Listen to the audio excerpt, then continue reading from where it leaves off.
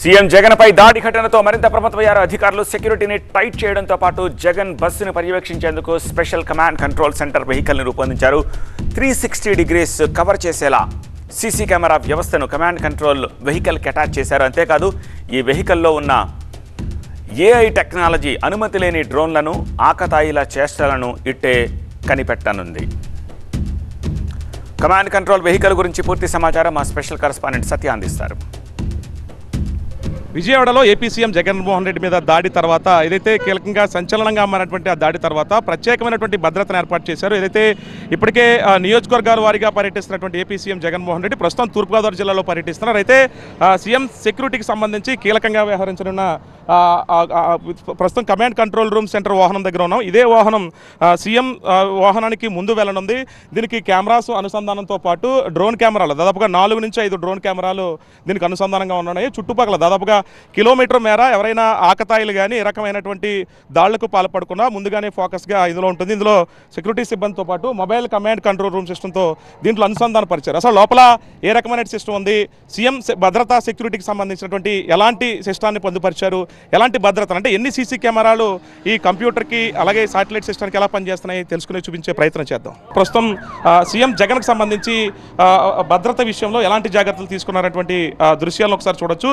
ప్రస్తుతం సీఎం జగన్ తూర్పుగోదావరి జిల్లాలో పర్యటిస్తున్నటువంటి దృశ్యాల కాన్వాయ్ కింద అంతా మొత్తం ట్రాఫిక్ జామ్ అయినటువంటి దృశ్యాలు ఒకసారి చూసుకోవచ్చు. ఇందులోంచి ఎవరైనా ఆకతాయిలు కానీ ఏదైనా సీఎం కాన్వాయ్ వెళ్తున్నప్పుడు సమయంలో మొన్న విజయవాడలో జరిగినటువంటి ఘటనని దృష్టిలో పెట్టుకుని దీన్ని అంటే డ్రోన్ బేస్డ్ సెక్యూరిటీ సర్వేలెన్స్ సిస్టాన్ని అందుబాటులోకి తీసుకొచ్చారు.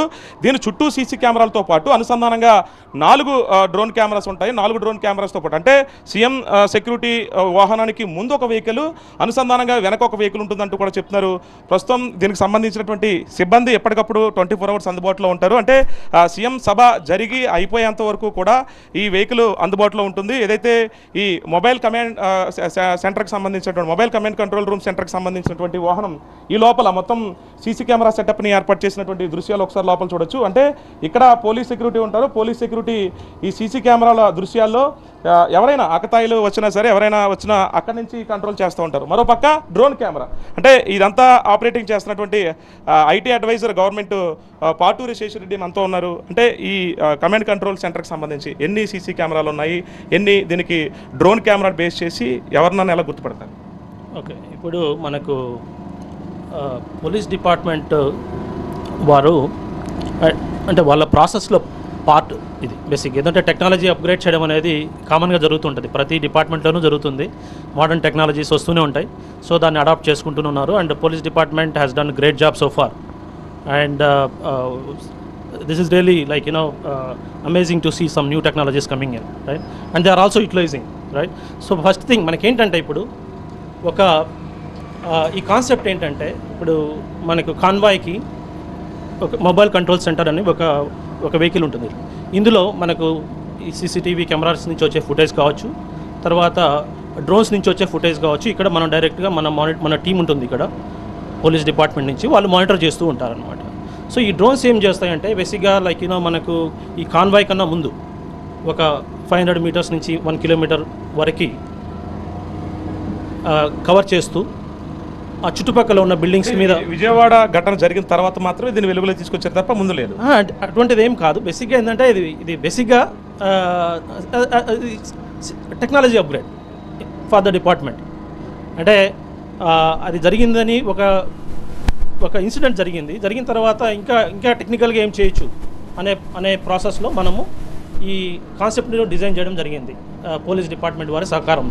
ఇందులో ఆర్టిఫిషియల్ ఇంటెలిజెన్స్ ఉంటుంది అన్నారు, ఫేస్ రికగ్నిషన్ ఉంటుంది అంటున్నారు. అందులో భాగంగా వెంటనే ఏదైనా దాడి జరిగితే వెంటనే గుర్తుపట్టొచ్చా? సో దీంట్లో ఉన్న కీ ఫీచర్స్ ఏంటంటే మనకు ఈ drone based security surveillance system మనకు 4 డ్రోన్స్ ఉంటాయన్నమాట ఈ వెహికల్కి.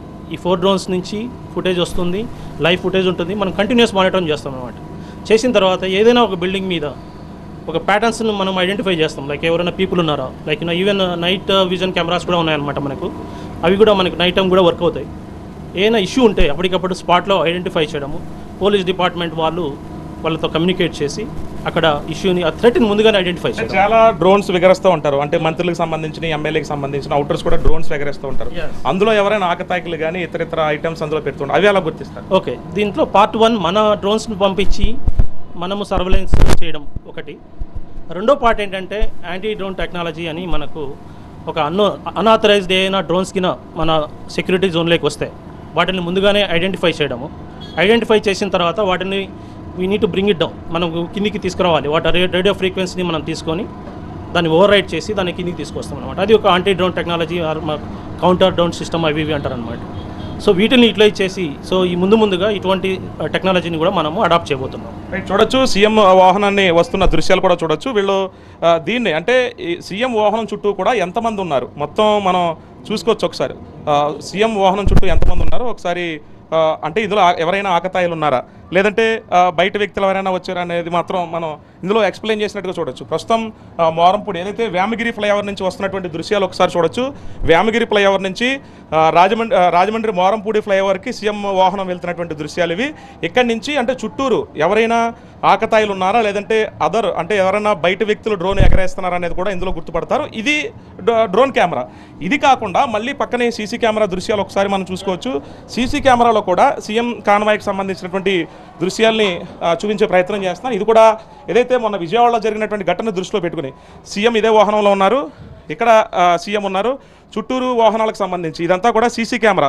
అంటే కమాండ్ కంట్రోల్కి సెంటర్కి అనుసంధానంగా ఉన్నటువంటి సీసీ కెమెరా ఎప్పటికప్పుడు 24 అవర్స్ సిబ్బంది పర్యవేక్షణలో ఉంటుంది. ఇటు పోలీస్ భద్రతతో పాటు ఐటీ అంటే గవర్నమెంట్కి సంబంధించినటువంటి ఐటీ సిబ్బంది ఎప్పటికప్పుడు ఈ క్వాలిటీ చెకప్లో కానవచ్చు, చుట్టూరు ఉన్నటువంటి ఏదైతే ఫుటేజ్లకు సంబంధించినటువంటి ఏదైనా ఇన్సిడెంట్ జరిగితే వెంటనే ఫుటేజ్లు తీసుకునే విధంగా, అంటే వాహనం దగ్గరికి ఎవరు వెళ్తున్నారు, బయట కెమెరాస్ ఏ కెమెరాస్ ఉన్నాయి, అవి మీడియా కెమెరాసా లేదంటే ప్రైవేట్ కెమెరాసా, ఇవన్నీ కూడా క్షుణ్ణంగా పరిశీలించే దిశగా కూడా ప్రస్తుతం కమాండ్ కంట్రోల్ రూమ్ని ఎక్కడికెక్కడ పకడ్బందీ చేశారు. ఇందులో అంతేకాకుండా ఆర్టిఫిషియల్ ఇంటెలిజెన్స్తో పాటు ఫేస్ రికగ్నైజింగ్, అంటే ఈ కెమెరాలో డ్రోన్ కెమెరాకి సంబంధించి ఫేస్ రికగ్నైజింగ్తో పాటు ఆర్టిఫిషియల్ ఇంటెలిజెన్స్ అంటే వెంటనే గుర్తింపు పట్టి ఇవి క్లౌడ్ రూమ్కి వెళ్ళిన తర్వాత క్లౌడ్ రూమ్లు అంటే ఇది సాధారణ ప్రస్తుతం సెంటర్ అనుకున్నప్పుడు కూడా ప్రధాన సెంటర్లో ఈ డేటా అంతా కూడా సిద్ధంగా ఉంటుంది.